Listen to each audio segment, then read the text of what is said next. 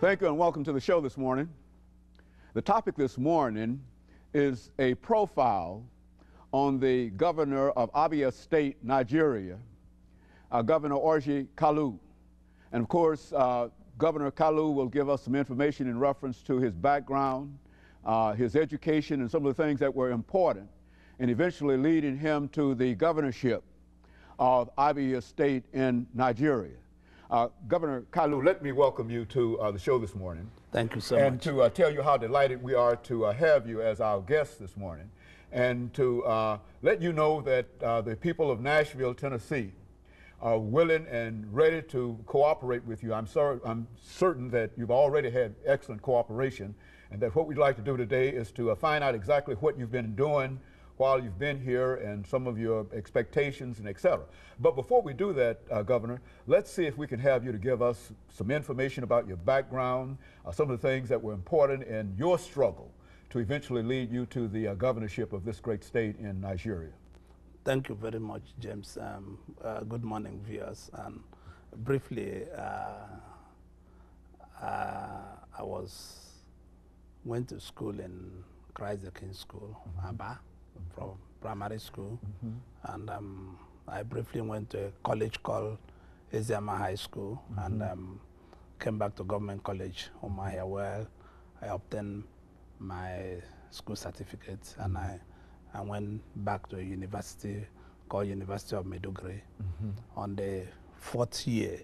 While I was the student union leader, and there was a breakdown on order where I was the leader, and I asked the Congress not to be involved in doing a riot in the campus, and the Congress overruled me as the student union president and outgoing president about 8 weeks to graduate, and I left that university, and I came back to our own state university later in my life to have a bachelor's degree in political science, and I spent in AMP 153 in 1997 in Harvard Graduate School and in Massachusetts, and I've attended a lot of courses put on by USAID, International Center for Education in Washington, and etc. So precisely in 1992, I was elected the governor, the member of Congress in Nigerian Congress in 1992, and in 1999, I was elected governor of Abia State on the first instance, and in 2003, I was re-elected by the people in 2003, and now, having completed my 2 terms, I'm like a doggy boy asking what do I do with my life. So the next shot should be the presidency of Nigeria. Very good. That is where I would like to be. And so you're thinking in terms of a much greater responsibility dealing with the people of Nigeria outside of the governorship, to go up to the very, very top. Is that your aspiration? That's correct. In the next 17 years, in 17 months, that's what I would like to do in the next 17 months. And that's in 2007? 2007, yes. And of course, you're already trying to make arrangements, laying the groundwork, I would imagine, for that great effort, because I would imagine it will be a great effort on your part to do so. Yes, I have started the lead work, far consultation, near consultation, trying to reach out to people and seeing what we can do. So it's going to be a great and sincere effort on what we're going to do. You know, we had an opportunity, Governor, to see some information in reference to some of the activities that you've been involved in, and we've been impressed by the fact that you believe that your state, as well as the entire nation of Nigeria, ought to be able to reach out and deal with things economically and deal with things politically in such a way that it can bring greater support for Nigeria. Would you like to explain to us in terms of how you're planning on doing that? To me, definitely, there is no society that can achieve political stability without a solid economic stability.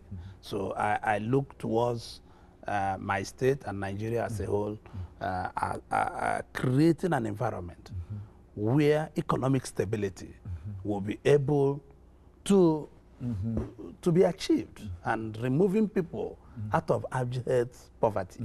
Because the greatest problem of the third world countries, including Nigeria, is poverty. Access to jobs, no matter the quality of job. Access to good living. Access for people to make their earnings. And if we are not able to put up the microeconomy to come up, then the political situation is not going to be there.